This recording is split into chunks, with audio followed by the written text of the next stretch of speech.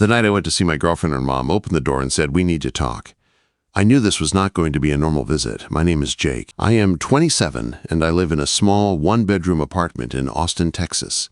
It is nothing special.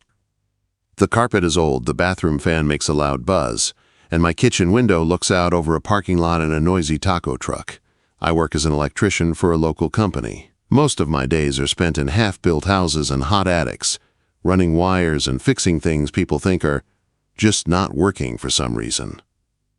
It is hard work, but it is honest, and it pays my rent and my truck loan. My life is simple.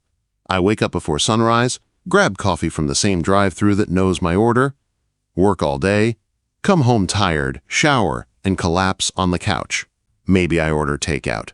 Maybe I watch a game or play something on my old Xbox. I never thought I needed much more than that. Then I met Kayla. She is 25, works as a receptionist at a dental office in town. Brown hair, quick smile, the kind of laugh that makes other people laugh too. We met at a friend's birthday party down by the river. She teased me about my work boots, said they looked like I had been fighting the earth all day. I said the earth started it. She laughed. We have been together for about 9 months now. At first, everything was easy. Texts all day, late-night calls. Weekend drives out to the lake, her feet on my dashboard, singing along to songs she half knew the words to. For a while, it felt like maybe my life was finally more than work and a couch. Lately, though, she had been different. More busy. More, "I am tired, can we rain check?" And, "I have to help my mom tonight." I told myself it was just life. People get stressed. Work piles up. I did not want to be the guy who gets clingy or starts fights. So I backed off, gave her space, waited for it to pass. This Thursday, my boss cut us loose early. We finished a big job ahead of schedule and he said we could call it a day. I walked out into the warm afternoon sun and for once I was not dead on my feet. Right away, I thought of Kayla. We had not had a real date in a while. I decided to surprise her. On the way home, I swung by a grocery store and bought a small bouquet of flowers. Mixed colors, nothing fancy. I grabbed a pack of her favorite chocolate bars at the register too. The cashier smiled and said, "Somebody is trying to earn points." I laughed, but inside I felt a small knot of nerves. Kayla still lived with her mom in a quiet neighborhood on the north side of Austin. One-story house, white siding, blue shutters, a small front porch with 2 rocking chairs. There was always a row of potted plants by the steps. Her mom took pride in those. She posted pictures of them online like they were grandkids. Her mom's name is Laura. She is 46, works as a nurse. I met her a handful of times. Dinners, quick visits. She always seemed calm and kind, tired around the eyes but steady. She has light brown hair with a few gray strands she never bothered to hide. She has that kind of presence that makes you sit up straighter without thinking about it. I pulled into their driveway just as the sky started to turn gold. It was one of those warm Texas evenings where the air feels heavy but not yet hot.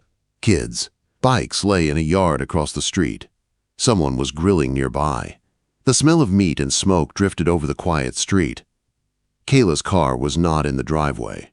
That gave me a small pause, but I told myself she might have parked on the street. I grabbed the flowers and chocolate from the passenger seat, took a breath, and walked up the path. I knocked on the front door, already picturing her face when she saw me. Maybe she would laugh, throw her arms around me, say she was happy I came. I was ready for that. I was not ready for what I got instead. The door opened, and it was Laura. She wore dark jeans and a simple navy t-shirt, her hair tied back in a low ponytail. No makeup, just a tired softness in her face, like she had just gotten off a long shift. Her eyes, though, were sharp and clear. The second she saw me, something in them shifted. Relief, maybe. Or decision. "Hey, Jake," she said quietly. "Hey, Laura," I answered, smiling out of habit. "Kayla home?" quote. She held my gaze, and for a second she did not answer. Then she took a slow breath. "Kayla is not here," she said, "but I am glad you came." She opened the door wider. "We need to talk." Those 4 words hit me like a small punch to the gut. We need to talk. Every guy knows that phrase is never just light chat.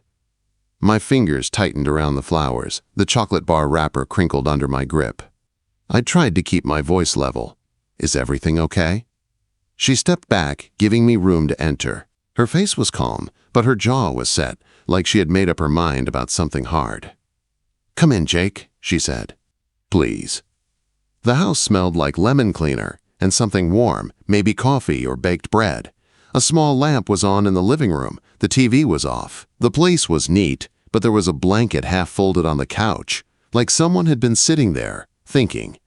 I stood there for a moment, unsure, then stepped inside. I set the flowers and chocolate down on the entry table. They looked out of place, too bright, too cheerful. Laura closed the door behind me.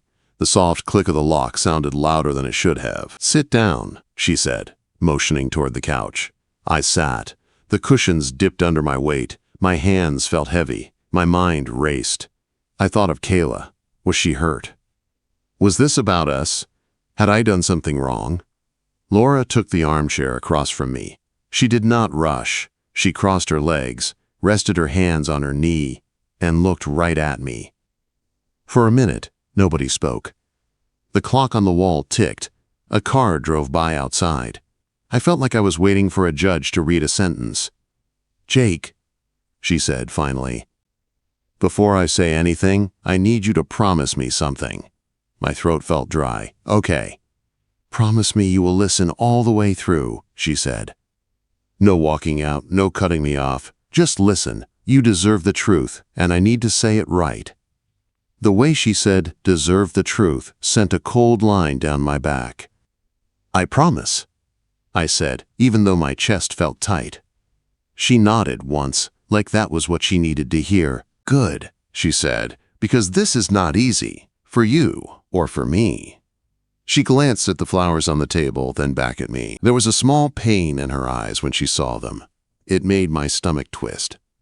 "Kayla should be the one telling you this," she said. "But she is not here, and she has not been honest with you for a while." My heart dropped. "What do you mean?" I asked, trying to keep my voice steady.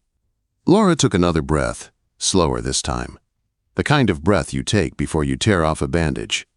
"I am going to tell you about Kayla," she said. "But I am also going to tell you something about myself, and when I am done, you may never look at me the same way again." Her words hung in the air between us.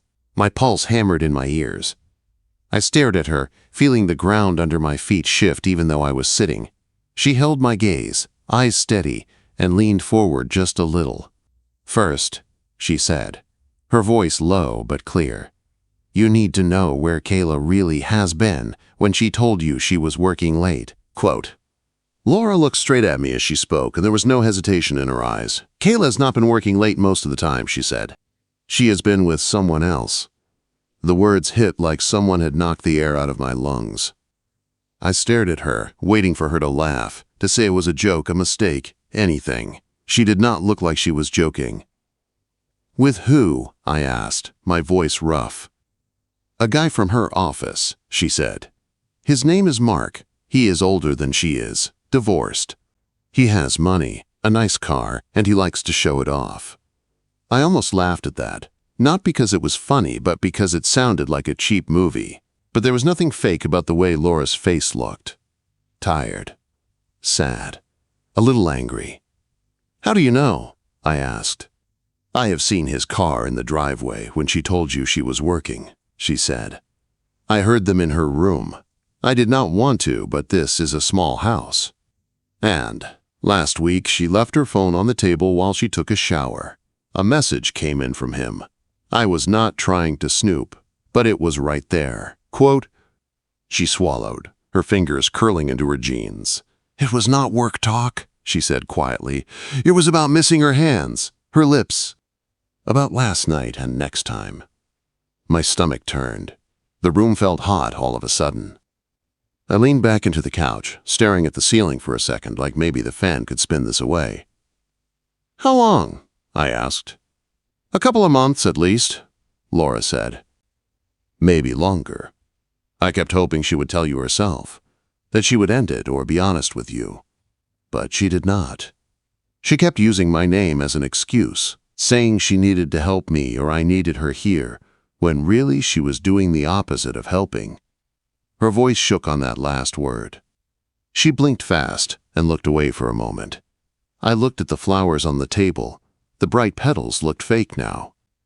The chocolate bar lay there, shiny wrapper catching the light.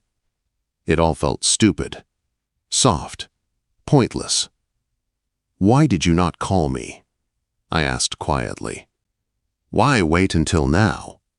Laura let out a long breath. She did not rush her answer. "Because she is my daughter," she said. "I love her. I wanted to believe she would grow up and do the right thing without me stepping in. I kept telling myself it was not my place, that you were adults and you would figure it out." She paused, then met my eyes again. "But this week, she told me she was going away with him for the weekend," Laura said. "She told you she was going to visit a friend in Dallas. I could not sit here and watch you walk in with flowers, thinking everything was fine, while she was planning that. I could not let her use my house as cover one more time." I felt something hard settle in my chest, not loud anger, not shouting, just a deep, dull hurt. "So she is not even in Austin," I said. Laura shook her head. "She left this morning. She will not be back until Sunday." Silence thickened in the room. The clock ticked on the wall. The house felt like it knew what had just been said and was waiting for my reaction. "I am sorry, Jake," she said. "You did nothing to deserve this." I rubbed my hands over my face. They felt heavy, like they belonged to someone else. I thought about all the times Kayla had texted me that she was tired, that she needed to reschedule, that she wished she could see me, but work was crazy. I had believed her. Every single time. "I feel like an idiot," I said. "You are not an idiot," Laura said, her voice firm. "You trusted someone you cared about. That does not make you foolish. It makes you decent." I let my hands drop and looked at her. She held my gaze without flinching. "Did she know you were going to tell me?" I asked. "No," she said. If she knew, she would have begged me not to or tried to spin it. I did not give her that chance. "Why?" I asked. "Why go against your own daughter like that?" Laura sat back, her shoulders slumping for the first time since I had walked in. The strong, calm nurse I knew looked smaller for a moment. Not weak, but human. "Because I could not watch you be used anymore," she said. "And because I have been lying too, in my own way." My heart gave a small jump at those words. "What do you mean?" I asked. She looked down at her hands, then back up at me. Her eyes were softer now, but there was a kind of steel in them too, like she had decided this was the moment, and there was no going back. "You come around here with your tired eyes and your work boots," she said, a small smile touching her lips for half a second. "You fix things that are not your job to fix. The sink, the loose cabinet door, the broken light on the porch. You bring my daughter coffee when she is stressed and you never complain when she cancels on you." She shook her head a little, like she could not believe she was saying this out loud. "I noticed that," she said. "I noticed you." My mouth went dry. The air in the room felt different now, closer. "Laura," I said quietly. "I know how this sounds," she said, not looking away. "I am older. I am her mother. I should not feel anything but simple thanks. But the truth is, I have watched you care for someone who did not care back the same way. And I have found myself wishing you had come into my life at a different time, in a different way." Her words landed slowly, one by one, like soft stones dropping into deep water. "You have feelings for me?" I asked. The words felt strange in my mouth, but I needed to hear them clear. She did not blush. She did not laugh it off. "Yes," she said, "I do. I did not plan it. I did not want it. I tried to ignore it, but it is there." I stared at her, at the faint lines by her eyes from years of long shifts, at the way she sat, straight but tired, like she had held her world together alone for a long time, at the way she looked at me, not like a kid, not like a problem, but like a man. "I know it is wrong in a lot of ways," she added, her voice softer now. "I know it is messy. That people would judge. That you might judge. But if I was going to ask you to face the truth about Kayla, I had to face my own truth with you too." For a few seconds, I could not speak. My mind tried to hold two things at once. Kayla in some hotel room with another man, and Laura sitting here, honest and steady, telling me she saw me, not as her daughter's boyfriend, as something else. I do not know what to say, I admitted. You do not have to say anything right now, she said. I am not asking you for an answer. I am not asking you to do anything at all. I just could not keep lying to both of us. She stood up then, like she needed to move, or her own thoughts would crush her. She walked to the small shelf by the window, straightened a picture frame, then turned back to me. If you want to walk out that door and never come back, I will understand, she said. You can hate me, you can hate her, but at least you will know what was real and what was not. I stood up slowly. The room tilted a little as the weight of the night settled on my shoulders. I do not hate you, I said. Our eyes met again. There was a question in hers, quiet and scared. I just need time, I added, to think, to breathe. My head is spinning. She nodded once, like she expected that. Take all the time you need, she said. I will not text you. I will not push. This is your choice now. I walked to the door, picked up the flowers and the chocolate, then paused. The flowers looked silly now, but leaving them felt worse. I set them back down. They are not for her, I said without thinking. Not anymore. Do what you want with them. Her lips parted just a little, and something moved in her eyes that I could not name. Jake, she said softly. I am sorry. I opened the door. The evening air hit my face, warm and thick. I stepped out onto the porch and let the door close behind me. As I walked to my truck, my chest ached, my mind replaying everything she had said, Kayla's lies, Laura's truth. And under all the noise, one thing kept coming back to me. The way Laura had looked at me when she said, I noticed you. I drove home with the windows down, the Austin night rolling past in a blur of lights. I did not know what I was going to do. I did not know what any of this meant. But I knew one thing for sure. I was not just thinking about my girlfriend anymore. I do not remember much about the drive home that night. Just the way the traffic lights blurred and the hum of my truck's engine filled the silence. I parked outside my apartment and sat there with the key still in the ignition, staring at the steering wheel like it might tell me what to do. Kayla was with someone else. That part was simple in a painful way. Facts, times, messages. A man named Mark. A weekend away. There was no maybe or you misunderstood to hold on to. It hurt, but it was clear. Laura had feelings for me. That part was not simple. It was messy and quiet, and felt like standing at the edge of a cliff in the dark. I did not know if I was supposed to jump or walk away. I went inside, dropped my keys on the counter, and let myself fall onto the couch. The springs groaned under me. The room was dim, lit only by a streetlight bleeding through the blinds. My phone buzzed once. Kayla's name flashed on the screen. Kayla. Hey babe, made it to Dallas. Missing you already. I stared at the message. It felt unreal, like reading a script from a play I was no longer in. My chest tightened with a mix of anger and something like grief. I typed, deleted, typed again. Finally, I sent just one line. Me, we need to talk when you get back. The dots showed up like she was typing, then disappeared. No answer. I dropped the phone on the coffee table and leaned back, closing my eyes.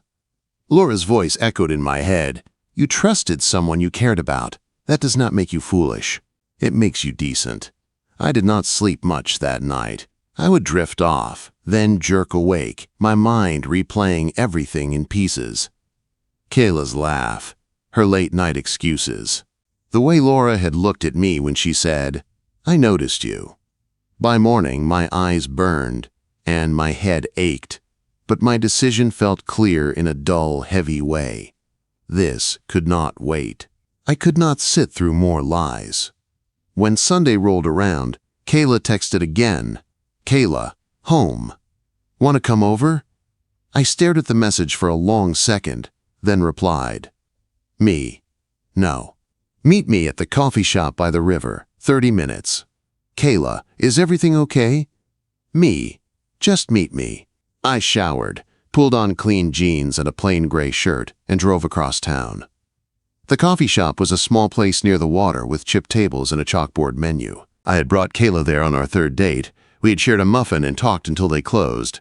She was already there when I walked in, sitting at a table by the window. Her hair was up in a loose bun, a pair of sunglasses on her head.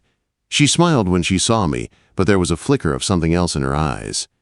Maybe guilt, maybe fear. "Hey," she said, standing up a little, like she was not sure if she should hug me. I sat down instead. "Hey." She sank back into her chair. "You sound serious. You are scaring me." I watched her for a second, the way she twisted the paper sleeve on her coffee cup, the way she could not quite meet my eyes. "Where did you really go this weekend?" I asked. Her fingers stilled. "I told you. Dallas. My friend Mia." I shook my head slowly. "No, you went away with Mark. Your mom told me. She knows about the texts, the nights he was here." Her face went pale, then flushed red. Her mouth opened, but no words came out at first. "She had no right," she said finally, her voice tight.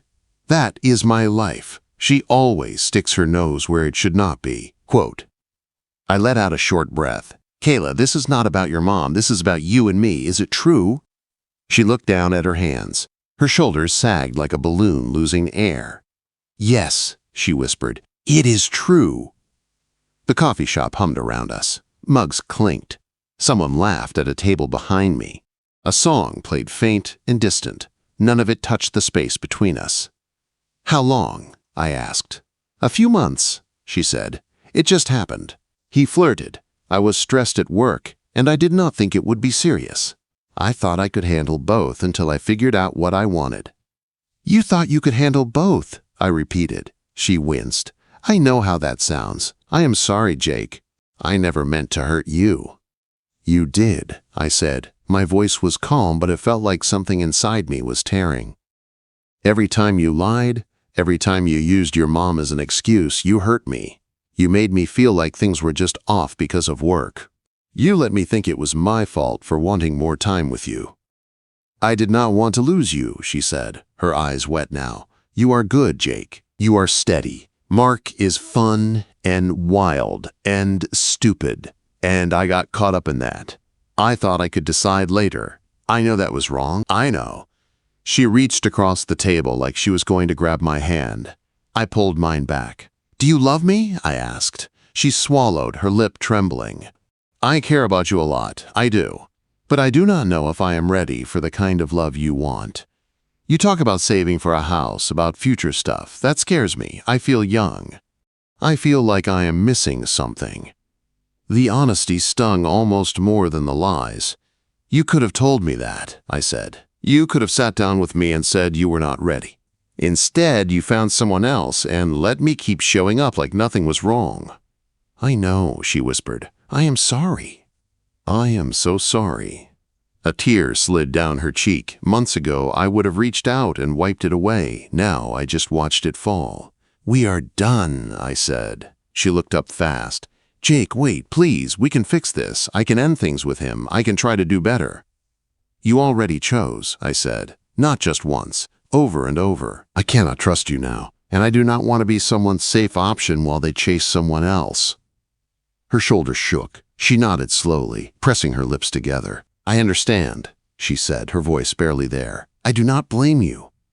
We sat there in silence for a bit. There was nothing left to say that would change anything. Finally, I stood up. "I will bring your things by later this week," I said. "You can leave mine with your mom. I will pick them up from her."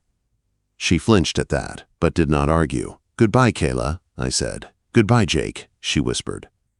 I walked out into the bright Austin sun. The light felt too sharp after the dim coffee shop. The river shimmered nearby. People laughed and walked dogs like it was any other day. For them, it was. For me, something had ended in a quiet, final way. I drove aimlessly for a while, past the river, past downtown, through neighborhoods where kids rode bikes and sprinklers clicked in lawns. I thought about the last 9 months with Kayla. The good parts were real. The touch of her hand on my arm, the way she had fallen asleep on my chest during a movie, the jokes we shared. But now, all of it had a shadow. I pulled into a small park and sat on a bench under a tree. The shade cooled my skin, but did nothing for the ache in my chest. I thought about calling someone, my brother, a friend from work. But every time I pictured telling them what happened, it all felt thin and hollow. Instead, my mind went back to Laura, to the way she had sat in that armchair, voice steady while she broke her own heart a little to tell me the truth. To the way she had said, "I noticed you," like it was not a line, but a confession. My phone buzzed. A new message. "Laura, I heard she is back. I am guessing you talked. You do not have to answer. I just hope you are okay." I stared at the screen for a while. Part of me wanted to keep my distance, to give myself time like I had said. Another part of me felt like her message was the first solid thing I had touched all day. Me. "We talked. It is over. You were right. Laura, I am sorry, Jake. Truly, me. Thank you for telling me. I mean it. Laura, if you ever need to get out of your head for a bit, the back porch here is open. No pressure, no heavy talk unless you want it. Just iced tea and quiet." I read that last line 3 times. Just iced tea and quiet. I did not answer right away. I sat there on the bench, watching a couple toss a ball for their dog. The wind moved through the leaves above me, making a soft rustle that almost covered the sound of my own thoughts. I thought about what it would mean to go back there. To sit on her porch. To accept comfort from the mother of the woman who had just broken my heart. It should have felt wrong. It did not. It just felt honest. 30 minutes later, my truck turned onto Laura's street. 30 minutes later, my truck turned onto Laura's street, and my heart started beating harder like it wanted to back out even if the rest of me kept driving. Her house looked the same as always. White siding, blue shutters, the potted plants lined up on the porch.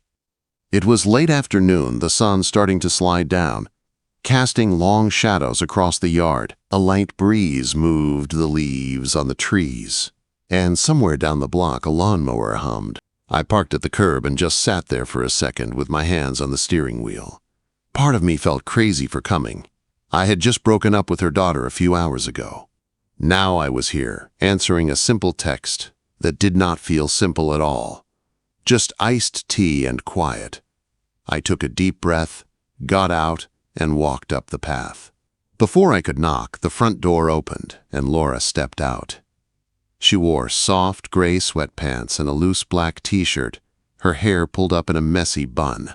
No makeup, just the natural lines of her face, tired but gentle. She looked surprised to see me so soon, but not unhappy. "Hey," she said, her voice soft. "Hey," I answered.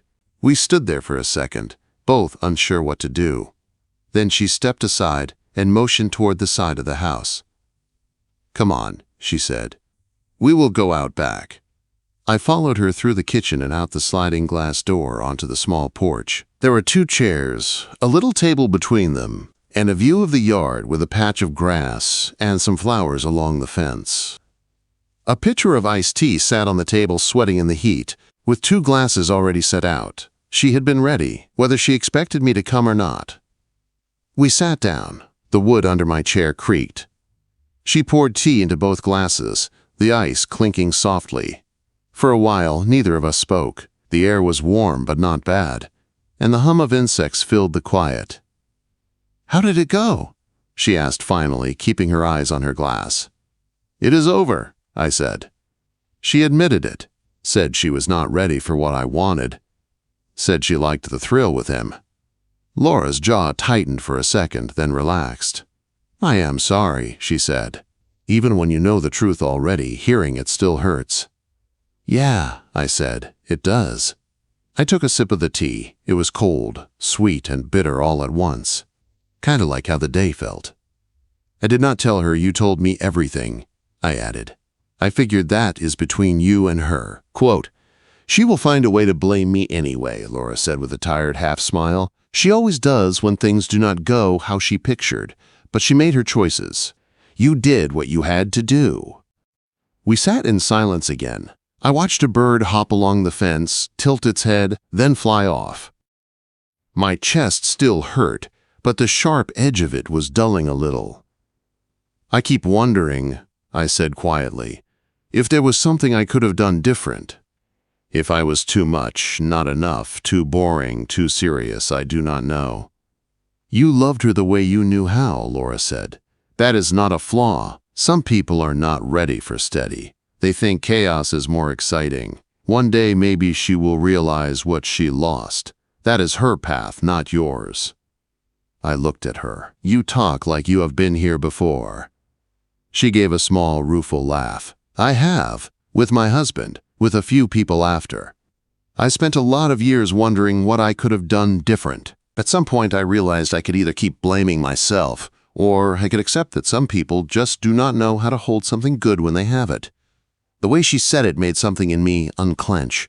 "The messed up part," I said, "is that even with everything she did, I do not hate her. I am angry, sure, hurt, but a part of me still wants her to be okay." "That is because you are a good man," Laura said. "It is also why I could not keep watching her use you." We met eyes then, and this time neither of us looked away. "I keep thinking about what you said," I admitted, my voice low. "About you, about having feelings for me." Her fingers tightened around her glass. "Jake, you do not have to talk about that right now. You have had a lot dropped on you. Your heart is raw. The last thing I want is to be another weight on it." "You are not a weight," I said. "That is the thing. When you told me the truth, it hurt, but it also felt like someone finally turned the light on." She watched me carefully, like she was afraid to breathe too loud. "I do not know exactly what I feel yet," I went on. "I just know that when you said you noticed me, I felt seen in a way I have not in a long time. Maybe ever. Not as someone's backup plan. Not as the guy who just gets things done. As me." Her eyes softened. "That is because you are worth seeing." The words were simple, but they landed heavy in my chest, pushing out some of the leftover ache. "This is complicated," I said. "You know that." "I do," she said. "I am older. I am your ex-girlfriend's mom. People would talk. Some would think it is wrong, no matter what we feel." I nodded. "I have thought about that a lot in the last day, about what people would say, about Kayla, about lines and rules." "And?" she asked. "And I realized something," I said. "The only people who live my life are me and whoever I choose to share it with. Everyone else just watches from the outside and gives opinions. I have been doing the right thing my whole life, and it still landed me here getting cheated on." She let out a slow breath. "So where does that leave us?" Quote. I looked down at my hands, then back at her. She was sitting there on that simple porch, in worn clothes, hair up, tired from life but still showing up. She looked more real than anyone had in a long time. "It leaves us with a choice," I said. "We can pretend none of this happened. Go back to me being the guy who used to date your daughter and you being just her mom. Or we can be honest. Go slow. See what this is without lying to ourselves or anyone else." "You would be okay with that?" she asked, her voice barely above a whisper. "With us? Whatever that means." "I do not know what it will look like," I said, "but I know I want to find out. With you, if you still want that." For a second, I thought she was going to cry. Her eyes shone, but the tears stayed put. "I have spent a lot of years putting myself last," she said quietly. "I stayed strong for Kayla, for my patients, for everyone who needed me. Somewhere along the way, I forgot what it felt like to want something for myself. When you started coming around, fixing things, asking how my day was like you actually cared about the answer, it woke something up I thought was gone." She paused, then gave a small, honest smile. "So yes," she said, "I still want that. I want to see where this goes. Carefully, respectfully, but I want it." The air between us felt charged, but not in a loud way. More like a quiet hum under the skin. I set my glass down and turned my chair a little closer to hers. Not too close. Just enough. "Can I?" I asked, holding my hand out, palm up. She looked at it like it was something precious, then placed her hand in mine. Her skin was warm, her grip firm but gentle. It was such a small thing, holding hands on a back porch, but it felt bigger than a dozen flashy dates. "This is going to take time," she said. "We will have to deal with Kayla, with what people think, with our own doubts." "I know," I said. "I am not asking for easy. I am just asking for real." She squeezed my hand, then leaned back in her chair, still holding on. "We can do real," she said, "one day at a time." Quote, "The sun dipped lower, painting the yard in orange and pink. A neighbor's dog barked. Someone somewhere turned on music, faint and distant. We sat there, fingers linked, saying nothing for a while. And for the first time in a long time, the quiet did not feel empty. As the sky darkened, Laura turned her head and looked at me again. There was a question in her eyes, gentle and unsure. "Jake?" she said. "Yeah?" "Thank you for coming back," she said. "You did not have to. You could have walked away and never looked at me again." "I thought about it," I admitted. "But then I remembered the first thing you said to me that night." She frowned slightly. "Which part?" "We need to talk," I said. Most people say that when something is ending. With us, I think it was the first time something honest started. A slow smile spread across her face, and this time it reached all the way to her eyes. "I like that," she said. The porch light flicked on above us as the last of the daylight faded. Our hands stayed joined between the two chairs, anchored in the middle of all the mess and history and newness. It was not a perfect moment. My heart was still bruised. Her past still sat quiet in the corners of the house, but sitting there beside her, fingers laced, I felt something I had not felt in a long time. Hope.